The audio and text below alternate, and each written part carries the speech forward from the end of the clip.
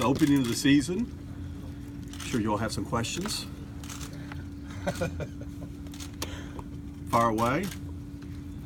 What are the biggest challenges, do you think, for this team at camp? Well, it's the same with every team. You got a limited period of time to get together this year. We have basically like a 3-week preseason, fish in 5 preseason games, and everyone's done a great job individually over the summer. Now we collectively got to come back and polish off the rough edges. And Coach, I'm sure, will make a tweak here and there from last year and get ready to go. But again, I like the fact that we have an abbreviated preseason because it does open up the regular season and gives us more time to play the games. It's obviously a new look with Yes. the team this year. What are you excited to see come to fruition? Well, we've had a terrific offseason. I mean, we had a great showing in the Las Vegas Summer League. Everybody from veterans to the youngest player on the team have done a great job with their personal conditioning, skill development offseason. They're very upbeat. So I think we're going to be a deeper, more versatile, more athletic team than we were last year. And I think we're coming into camp with fewer injury questions than we had last year. Did you look at that as a weakness or more of that's just how the NBA is now? Getting more athletic. Well, it's a necessity. I mean, it's also up the alley of the guys we have. I mean, every coach utilizes a style that suits their players. And I think we got more guys that are versatile, more athletic before, but also that's where the league's heading. No secret about that. Chris, where do you guys stand as an organization with J. Michael Green and negotiations? Well, I'm not going to go into negotiations, Ron. It's been our policy and comment on those with any player. Do you expect them in camp this week? Not comment on the negotiations. So. Hey Chris, how would you describe the identity of this team now relative to what it's been over the playoff years so far? Well, obviously we've been known for our grit and grind mentality, but I don't think that necessarily leaves us now that Tony and Zach are no longer here. I think we're still a very tough-minded team. We're going to be an outstanding defensive team. Grit and grind still lives on, but I think we're going to be, as I mentioned earlier, more athletic, more versatile, have more capability of playing open floor. And we've got some exciting young players that are going to be unveiled this year that have done a great deal of work in off-season, and we're eager to get going with. Chris, wasn't it important, though, to turn the pages from maybe grit and grind to the new NBA with some? Well, there's no reason you can't do both. There's no reason why. Like last year, we shot more 3-point shots and did a better job in that area we had in previous years. But we still had a grit and grind mentality on the other end of the floor. And loose balls and all that. Just because you're up, you play more in open floor, you shoot more threes, doesn't mean you can't, put your physical will on the game and insert that. So is it still important for you guys absolutely. to develop that, to continue Absolutely. that mindset? Yeah, we're not backing away from that at all, even though we have a slightly different cast of players. Chris, politics and sports have collided more and more, including in the NBA across the last week. Have you guys had discussions in the office just about how to handle that? Don't really haven't discussed other than we support players' right for self-expression and their freedom of speech. And your coach, he obviously spoke out this summer as well. Yeah. He also We support his, absolutely, support his right to speak his mind and any issues that he feels fit. Go ahead. Even with Zach moving to the bench last season, it seemed like the team was pretty locked into conventional lineups based on who they still had, who he didn't have with Parsons' injury. Does this roster, you think, set up for a little bit more small ball, a little more? Well, I think it does set up Chris for more small ball versatility. No matter who he decides to go with, that's obviously his decision. But I think, no question, we have more of that capability. Any restrictions on Chandler coming into this? No, he's coming. He's a full participant starting tomorrow. Starting full participant. Yes. Will he play on exhibition games or full go? Absolutely. Have you seen him play 5 on 5? Yes, I have. And how's he? I actually, he's dunked the ball and moving around. Right? So he's more prepared and doing better now than he has going into campaign the last few years. Is that fully prepared? And I mean, do you consider him the 100% Chandler Parsons that you intended? I mean, when you signed we him? have to see him getting that real NBA basketball. There's this stuff that we've done here in the off season. Then we get into real. Now it's a real thing. But so far, so good from what we see, and he's put the time in.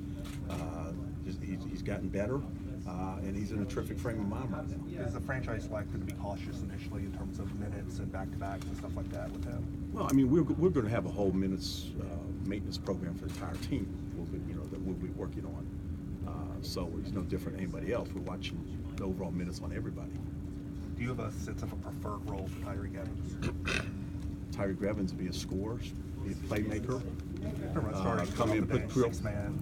I mean, that'll take care of itself. I never really envisioned. I never worried about starters or 6 men or off the bench or anything. We sign guys, we're looking at their skill set, what they can bring, what we need. We felt he brought playmaking and scoring ability we needed, whether off the bench or scoring, whatever it was. And he's had a terrific offseason as well. Very happy with him. Chris, what has to happen for this team to make the playoffs in the spring? Obviously, we have to win enough games to get there. I mean, and make one of the 8 seeds in a very difficult Western Conference. But we're not backing off of that at all. I mean, I think we have to continue to grow, be a team that evolves into more up tempo, continue the 3-point shooting emphasis we had last year.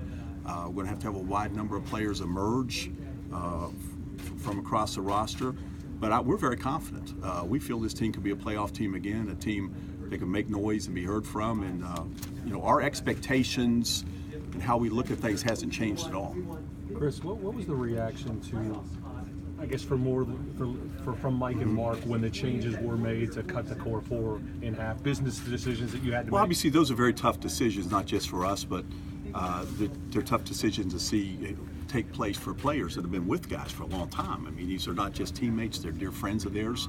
So that obviously comes into play. We know there's a human element to that. But at times changes are made, and that's just the nature of sports, and you move on with it. I used to have a boss named Pat Riley. He said, when change rears its inevitable head, you embrace it and run with it. And that's what you have to do, both from a personal standpoint with teammates and organizationally when that does occur. There's a lot of talk about, you hear all the time, will the Grizzlies ultimately trade Marc Gasol? What's your view of Marc and his future with this organization? Look, it would be disingenuous for me to say you can't trade anybody. I mean, you see the guys that have been traded around the NBA over the last few years. I never say that. But we're not looking to move anybody, here, and we're very happy with Marc. And Marc has been obviously a cornerstone of this team ever since he came to Memphis. He's got a unique identity here, dating back because he went to high school here, and his brother, and the whole thing, his whole family legacy in town. And Marc is aging well. He's in his early 30s now, but is, I think, still the best center in the NBA, the most versatile center in the NBA, and a huge player for us in terms of importance. So we're excited to have another year with Marc, and he's had a terrific offseason as well. Last year he was rehabbing. This year this past offseason he was a full participant with the Spanish national team and did a great job on his own before he got in with the national team in August. Chris, is he happy Right. here? Yes, I think so. I haven't seen him since he got back. Just got back, recently. But I'm very confident Marc Gasol was in a good frame of mind, and Marc Gasol is going to have a hell of a year for us this year. I mean, look what he did last year. Chris, Mike had a breakout playoffs. How do you expect that to carry over, and how did that kind of inform how you kind of put the roster together this summer? Well, yeah, Mike was really good offensively in the playoffs. There's no question all about it. He's one of the elite players in the league at his position. He deserves to be an all-star. We hope this is a year that he finally breaks through. And we make decisions with the comfort knowing, not just with Mike, but with Marc. I mean, we've got a good tandem. You're baseball guys. You're running up the middle, aren't you? Point guard and center, as you can find anywhere in the NBA. And so we want to get guys to come in and complement them, not just on the floor, but have the same type of work ethic and commitment to team that they have. But it makes it a lot easier to bring guys in. Also on the recruiting front, the players you bring in, they know who Marc Gasol and Mike Conley are, and that resonates very strongly. Some fans and media wonder how you kept up with the Joneses. How do you assess the West with all the changes? Well, I think the West is obviously one that's as competitive as it's ever been. It's deeper.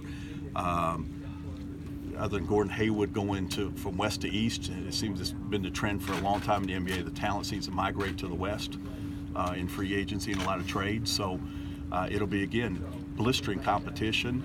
No one's going to get out of our way. But we worry about who we got. We like the guys we have, like our coaching staff. Everybody's had a terrific offseason, both our coaches and our players. We're ready to go. More on the business side. Do you have any comment on that report last week that the team lost up to $40 million last year? No, I have no comment on that. I'm on the basketball side, and we've been given all the support and resources necessary to have a terrific organization, a great team this year. But that's not in my domain, the business side.